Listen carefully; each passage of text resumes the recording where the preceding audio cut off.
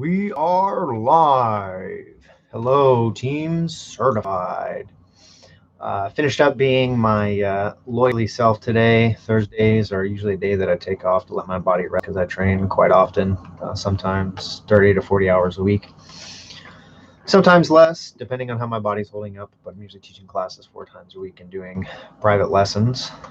Anyway, I wanted to make a video about um, a little bit about Eddie Bravo and the 10th Planet Rubber Guard system. I'm planning on putting together some videos, some introductory videos on my take on the rubber guard this weekend, and hopefully having those posted on certifiedjujitsu.com, and I'll probably post a sample here on YouTube as well. First, I'd like to discuss some of the history behind 10th Planet and Eddie Bravo. So in the early 2000s, Eddie Bravo started studying under Jean-Jacques Machado. Joe Rogan talks about how they went to Brazil, and when he was able to triangle choke one of the Gracies, it was a huge shock and upset in the jiu-jitsu world. But more importantly, Eddie Bravo has been a longtime fan of UFC, and that's actually where, after UFC made some specific rule changes, essentially they eliminated the gi. You saw a lot of world-class black belts at that time in the early UFCs without the gi on, who really seemed out of character on the ground because they didn't have a normal gripping mechanism. And if you've studied gi and no gi, there are distinct differences and some similarities. The differences obviously start and stop with being able to control the collars and sleeves and pants and do pinning through those methodologies. So we as the jiu-jitsu community had to come up with kind of a new paradigm. And by we, I, of course, attribute that mostly and largely to Eddie Bravo. So Eddie Bravo started developing a way to control people on the ground in mixed martial arts, MMA, cage fighting, without the luxury of having the gi, which is why if you ever see him training, other than just within the last week when he was seen in the rare occasion of wearing a gi top, he almost is always wearing gi pants, but some sort of rash guard or short sleeve shirt.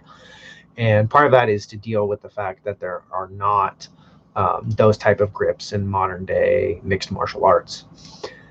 And I think one of the genius things about 10th Planet is the naming mechanism, and whether or not that came from just his odd character. I've heard him tell the story about how he started to imagine, and actually there's at least some science theorizing that there is some sort of 10th planet that's unobservable in our known solar system, and that it's in an elliptical range where we just haven't been able to actually see it yet. But there's some gravitational calculations that at least hypothecate that there could be a 10th planet in our solar system, or 9th planet now if you consider the demotion of Pluto and whatever your feelings are on that. Again, you can always go blame NDT for that one.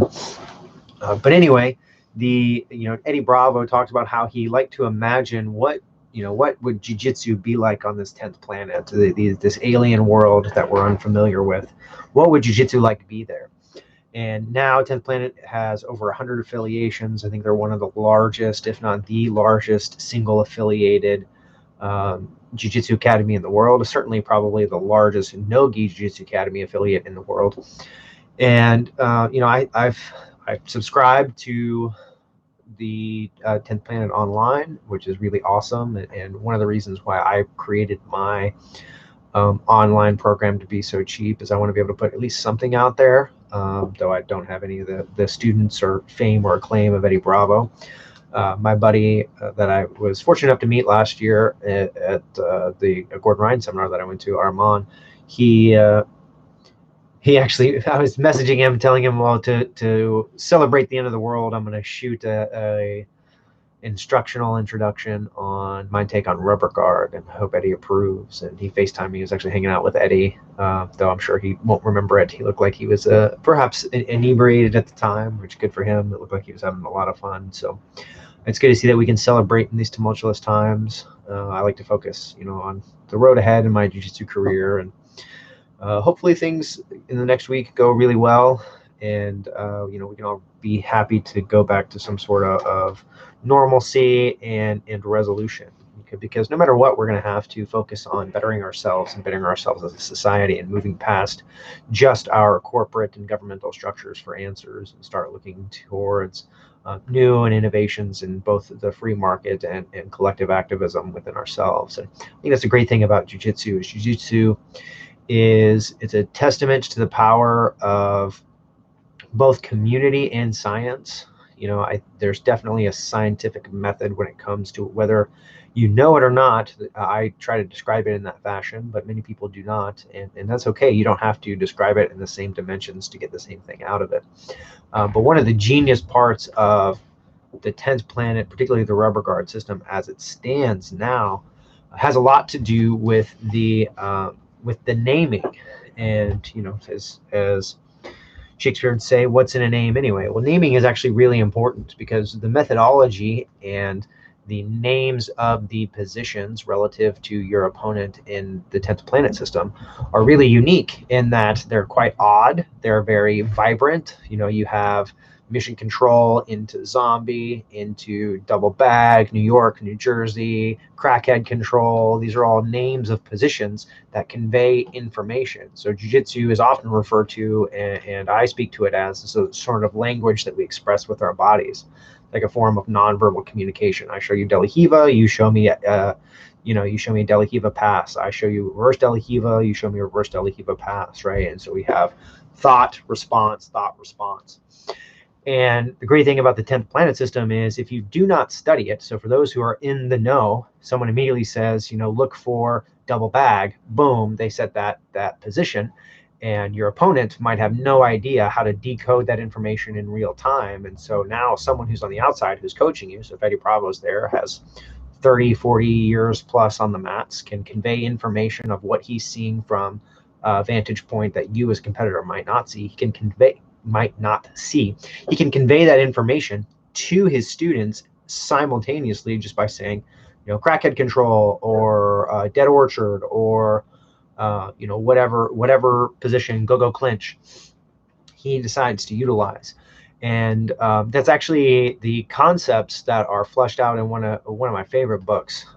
Quite literally a life-changing book for me when I read it, because it really led me to believe that I should expand my horizons and my own capabilities and what I can do to push myself both mentally and physically. And the name of that book is called Moonwalking with Einstein. Now, the great thing about Moonwalking with Einstein is essentially there's an individual who, he's a reporter. He's going to report on the kind of world championships of memory. And so you have all these individuals who have to do these amazing feats when it comes to memorization, whether it be memorizing pages of a poem, within a couple of minutes, memorizing 52 cards or 2 decks of cards, in 60 or 90 seconds, whether it's doing name, face recognition, all different types of memory skills that they build. And one of the things that you come to learn about, and is actually popularized by the BBC show Sherlock, which is a take on Sherlock Holmes, the traditional old school Sherlock Holmes is the idea of like a thought or mind palace, which is a form of mnemonic device where you have very vivid representations of a room. So you close your eyes, imagine that you're inside a hotel room, your home, something you're familiar with, and you start to put objects, very vivid objects, right? So in Moonwalking with Einstein, so you would physically think about Einstein moonwalking in your room. And if that pictographic information is in that room, that relates to you some pre-memorized association. So you could say, if I see moonwalking Einstein, it's, Ace of Clubs, Jack of Spades, 2 of Hearts. It could be, it could connote those or denote those 3 cards, right? And so they have long chains that they build up, which is, if you see that, you essentially have pre-memorized patterns that are initiated by that thought process, which is a really interesting idea. And I think that is what the 10th planet system hones into, is that these names convey significant amounts of information based on their naming constructs, which are original, unorthodox, and give you a very vivid image in your mind of what's going to happen. And so you have this information that's known by thousands of students worldwide, that's presented in a systematic approach, that I talked about like previously. What is a systems-based approach versus a reductionist-based approach, and I talked a little bit about that in my last video.